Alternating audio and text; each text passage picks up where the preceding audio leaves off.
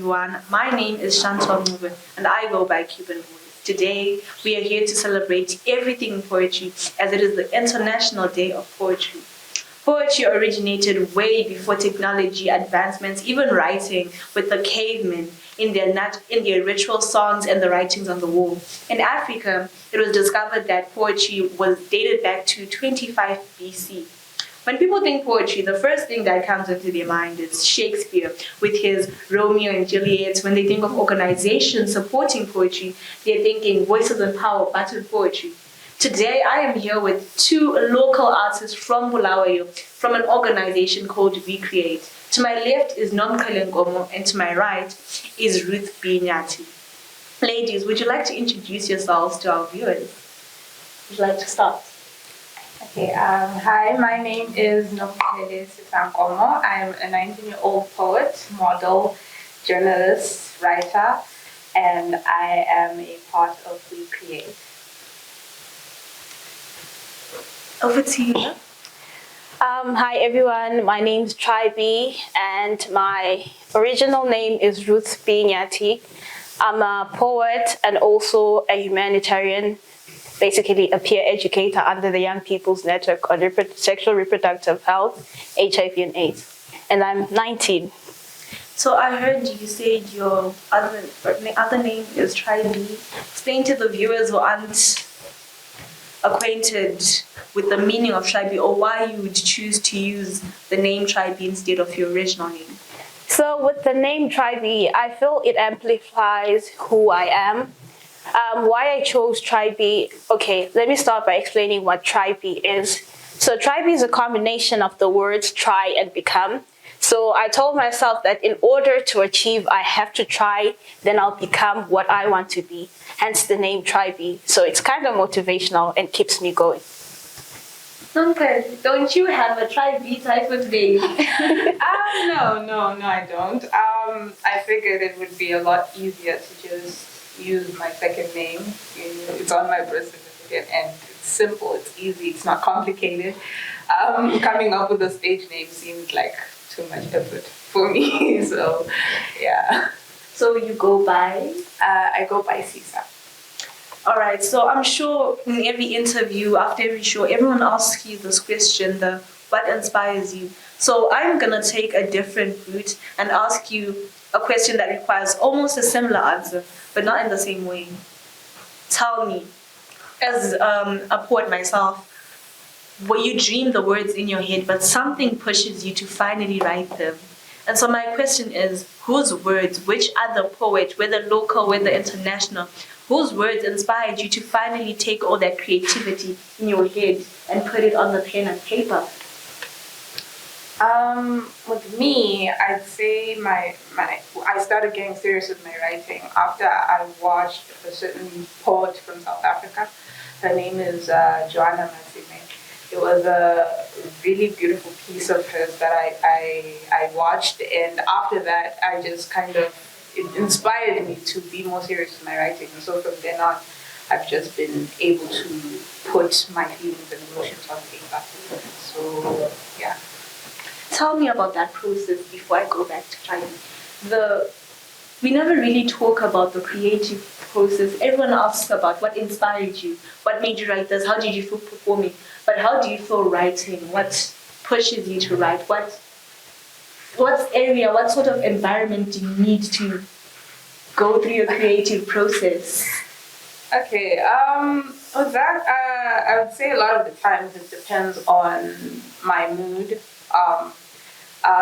Usually when I write, I have to be in a certain state of mind. I could be experiencing different kinds of emotions through that day, because I don't write on a regular basis. My writing is pushed by my emotions. So my emotions are what drives me. They are what makes me a poet. They push my writing. So thank you. Relaying the same questions to you. Which writer, which poet made a mark on you? So The first two poets, Dila Dube and Kuda Rice, are poets I found after I decided to really take writing seriously. And there are certain elements I picked up from all their poems. In terms of Kuda Rice, right, I really love the spirituality in his words, the wordplay. Then with Dila Dube, I really loved the way she performed and how rich her words were. So they definitely pushed me to write. And sometimes I could just be on WhatsApp or on Facebook, then I find these really creative pieces on Facebook. Then they just prompt me to write something different. So what's your creative process? I've heard of other people, Wallace Stevens used to tap his foot so that he could write his poems. Shakespeare, he didn't write it with anyone around. What's your creative process? What's environment do you need in order to produce what you produce? Okay, for me, basically, I could just be washing plates, and then words just start flowing in my head. Then I just start reciting. Then when I'm done doing that, I just go and write the poem. Or I could see someone's work, and then after seeing someone's work, the work pushes me to write. So I don't really have a specific environment that I have to write, but sometimes it could take a long time to write. For example, I could just have this idea and then not be sure of how to write this idea. Then after a week or so, then the words just start flowing into my mind. Then I go and write. I feel like if you're a poet or a writer, you can relate to you're doing dishes and the words start coming, and you can't leave the dishes to go right, but you just be there. So you're from an organization or a mentorship program called We Create. Tell us about it. Tell us how it's helped you. Tell us how you feel you've benefited from it. So I've seen the way that I recite. It has really changed, actually. I do not want to lie. And the way I write has really changed. So with We Create, it has actually groomed me into the poet I am right now. It has helped me in terms of recitals. I now do proper recitals, and I'm now able to tap more into my emotions, my voice, the tones. And I'm also able to write proper poetry. Okay, back to you, Susan. What is We Create? Before we delve into how it's helped you, what is it to you and in general to everyone who's part of it? Okay, We Create is an organization that was started to help poets, young poets, develop their skills, to grow within their art, and to better themselves in the industry. And to me, We Create has been, so far in the journey that I've been, it has been a stepping stone into, into achieving my goals or my dreams as a poet. It has not only helped me realize my potential in that area, but it's also helped me improve as well greatly. As Tribe said, in terms of recital, and also our writing in general has been improving ever since we've come together. So I feel like the problem faced by many creative minds, whether they're an artist, whether they're a poet, a singer, like an actual artist, is exposure and organizations that help them, that help groom them, that help make them grow. And you've been fortunate enough to be an organization like We Create. You mentioned other organizations. Can you give us a small on how they are, what their structure, how people can be introduced to such programs? We don't want to gatekeep information from our sisters, from our brothers. We all want to grow because our generation needs something to look forward to. Okay, for those that do wish to join the organization, at the moment we don't have any openings, but in future we're going to create a platform where we'll be able to take in more people and in the process groom more people and help them grow with their art. When that time will come, we're not really sure. We're still working on that, but we'll be sure to update the public. Do you have any additions? So, as you see that the young poets need to really grow. So I'll just say that as a poet to grow, you really need to be exposed Personally, my reciting skills started with me just watching videos on YouTube. So they could just check out other poets and also check us out on our pages on social media, on Facebook, where we create Africa, then likewise on Instagram. So they could be checking out, copying some skills from us and other poets as well, to come up with this distinctive skill of their own. Okay, my next question is gonna be a bit personal and is gonna require for you to channel your emotions into the answer. In Zimbabwe, the art industry, the creative mind industry isn't that supportive, isn't that big. People don't grow up saying, I want to be a poet, I want to be a singer. Parents want their kids to be doctors, engineers, whatnot, the white-collar jobs. My question is, how far would you go and how hard would you work to get to a point in life where you can stand next to a doctor and still be respected for being a poet? So basically with me, what I think is the effort that you put in is what really matters. Because if you're not really dedicated and you're not putting in the passion, the effort, you're not going to go anywhere. And if you're not willing to sacrifice, you're not going to go anywhere. Because if you're going to compare a poet and a doctor, you'd see that if only they put in as much effort to be where they are, find opportunities for yourself. And the other thing is always look forward to growth. And I feel like as Zimbabwe as a whole, we have a lot of creators. And personally, I feel like if we could tap into the creators industry, we could make it an economy because it's very rich. And I feel like as much as we put in the effort, we should also be able to take positive criticism from other people as well. So that's how you could work towards being as great as a doctor. Thank you so much. So we're gonna pause for a slight break. I'm being told that it's time to cool down and refresh. I'm sorry I didn't give you the opportunity to answer those questions, but I hope next time there's time. So we'll be back soon. Please stay tuned.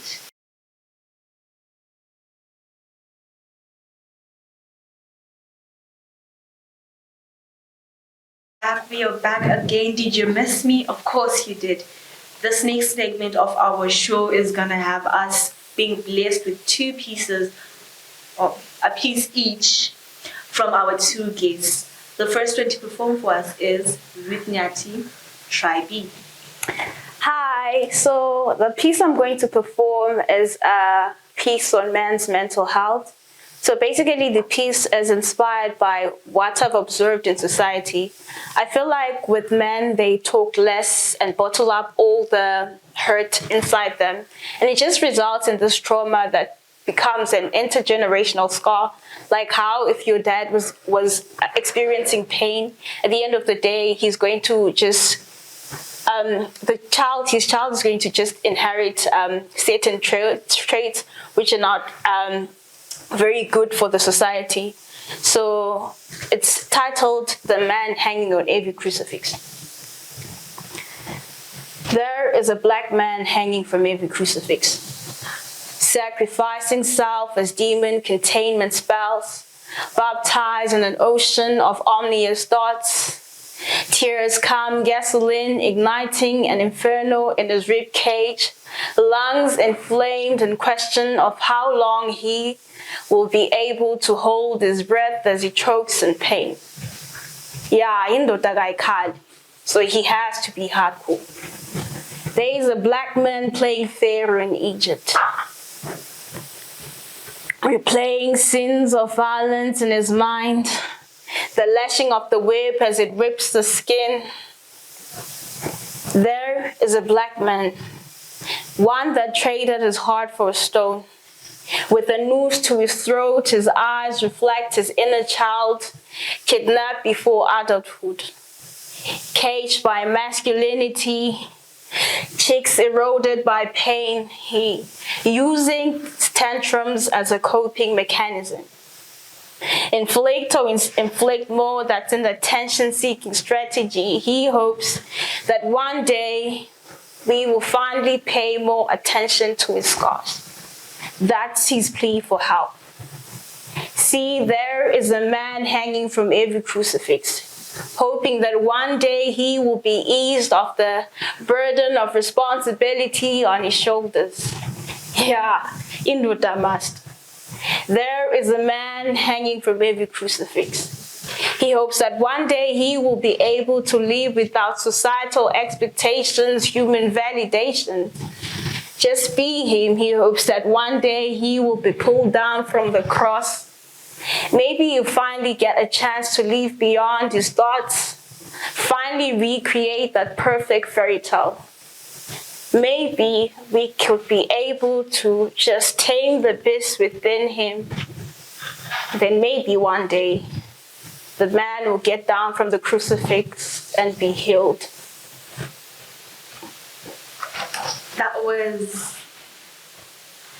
The issue it was talking about is so touching. I can't describe it as lovely because it's painful, but in a beautiful way. But yeah, that was very touching. So, Isa, over to you. Okay, the piece I'm going to be doing for you guys today is focusing on how childhood trauma affects a person as they grow up and affects certain choices they make. And with that stage of growing up, it becomes their choice on how to deal with that trauma, whether to take it as a negative aspect in their life and, not do anything to progress, or to just use it as a stepping stone to better themselves. So I hope you enjoy it. It's titled A Letter to Me. The child is screaming, singing songs of anguish and defeat. She cries, her wails growing excruciatingly louder. It'll be okay. As long as the painkillers of the present continue to dull the pain, continue to be graceful with every melody you play on your heartstrings. Smile. Smile. How hard can it be? But she can't. She won't. All she has known is pain in perpetuity, watered in agony, to grow a tree so fruitful with anger and hatred, roots so deep, she has bruised her emotions right from within. She is buried so far deep, she doesn't know if she still can speak when she tries. All that escapes are her muffled cries, that is her life. She watches what goes on in mind and wishes to come out. Come alive. But that little girl will never completely heal from her wounds. She will always be haunted by the aches of her scars, the ghosts of the torments she met, simply forgotten. At least that's what she says. It's always so hard to admit that you're broken. And I tear whenever I see that little girl looking at me with her glassy, sorrowful eyes, reminding me that she will always be there. She will always be the reason why I go to sleep curled up with a wet pillow wedged between my feet. She will always be the reason why I can't look at the world the same anymore. She will always be the reminder that my silence is the reason for my misery. And so because of her, I am standing here on my 2 feet, afraid to be her again.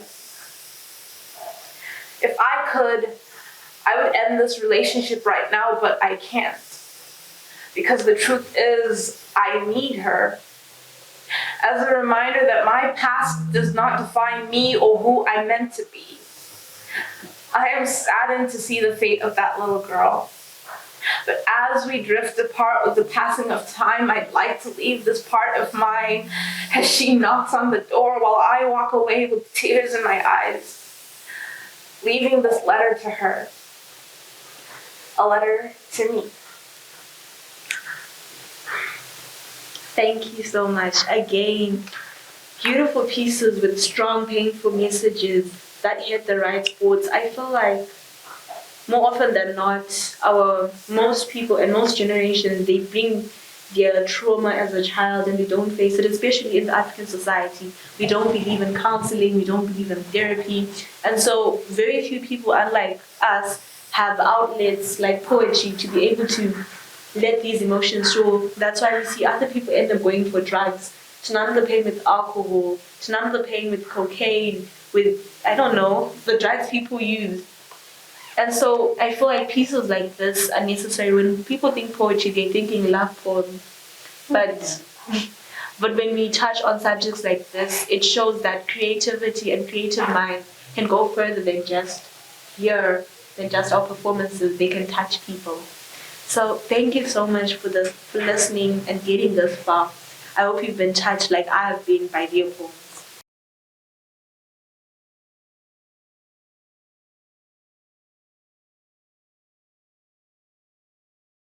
This is gonna be a bit fun for me, but a bit challenging for you. And I'm sure the viewers will really appreciate the segment. So I told you before we started that the third segment is gonna be a bit of a surprise.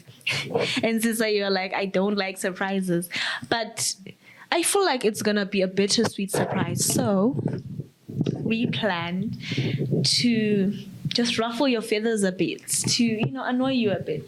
So in front of us, there are books. They're not just for decoration. We got you 5 books. So we're giving you the option to pick any book, choose a word, and let it inspire a stanza, a paragraph, even a sentence or two, something nice, something for the viewers to chew on when we're done. No, we'll give you just a bit, 60 seconds, a minute to think, we're not going to throw you to the wolves just like that.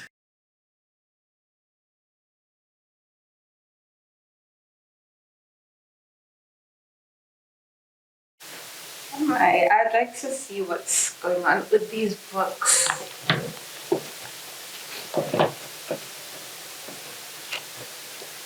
Okay, guys, let me be fair. I'll give you a short one.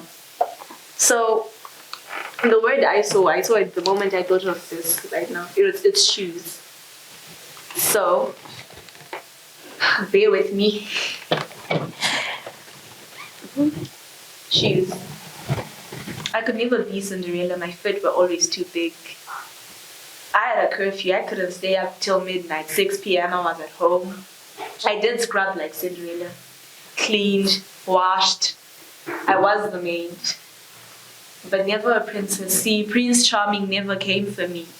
See, he wanted the girls with the small feet. The ones who fit into heels. The one who fit in his shoulders properly. I was never small enough. Was always too opinionative, too feminist, too loud. And so I never got the glass shoe. I survived on sneakers. I guess those will do too. Foul play. Foul play. What? I think you wrote this. No, but I'm gonna write it now. You wrote this I'm at gonna home. write it now. No. So who wants to start? Should we toss a coin? Maybe. Bless you. I don't want to start since you seem pretty, so you can do it. Wow. Discrimination. Yep. Okay.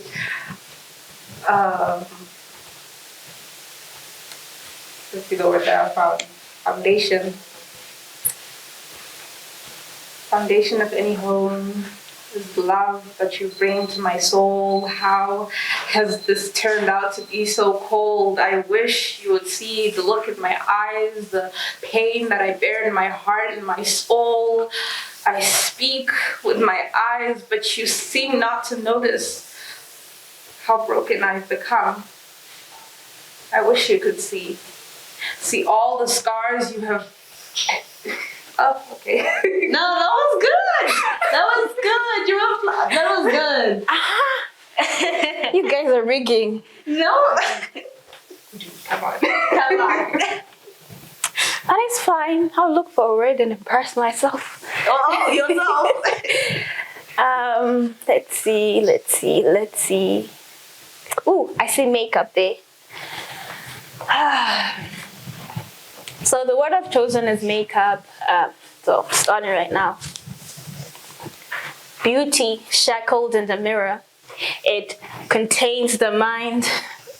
So I put on makeup to cover this purplish blue shades of bruises on my skin because pretty is perfect. See, I was told pretty girls don't cry. Pretty girls are strong. Pretty girls are imbogoto, but I choose to be delicate like a flower. I want to be watered in love. I want to be given opportunities to show myself that I am strong enough to walk in these shoes. I'm done. You see now I feel like you guys have something that I don't have. You see something. That was beautiful. That was lovely. Thank you so much for those beautiful pieces, even though they were impromptu. I hope this little session inspires something that will be performed in bigger shows, And when you perform it, I'm like, that was me. I'm definitely going to write a piece about how you two rigged. You two rigged. But anyways, viewers, thank you so much for having been with us till the end of this show. Viewers should note that this is a once-off show for this day. But if you want more of such content with creative minds, it doesn't have to be just poets, it could be artists, it could be musicians. The ball is in your court. Subscribe. Spread the word. Come to us. If you're a creative mind, come. We open our doors. Come. Let's do this. Let's grow this economy of creativity, of poetry, of art. But before we go, I would like to thank my two guests. Thank you so much for coming. Thank you so much for bearing with me, for just making this a lively experience and commemorating this wonderful day with me. Oh, the pleasure's ours. Anyway, so before we go, there's a lot that makes up a show, and it's not just my pretty face and my voice. So I'd like to give credits to Zim GBC Media for giving us this opportunity and this platform. I'd like to thank the behind the scenes, the cameramen, the sound check, the editors, and just the people who have made this whole. I'd like to thank for commemorating this day, for recognizing this day. So just thank you. Presenting for Zim GBC News, Chantal.